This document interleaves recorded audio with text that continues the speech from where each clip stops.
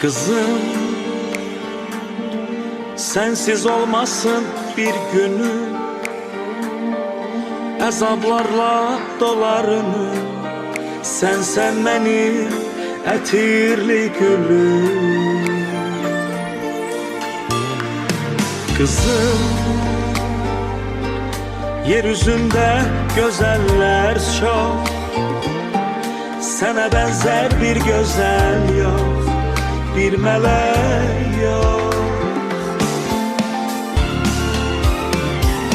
Sen ne kadar büyüsen de benim gözümde her zaman uşaq kimi qalacaqsan. Məni başa düşəcəksən, nə vaxt ki sən özün övlad sahibi olacaqsan.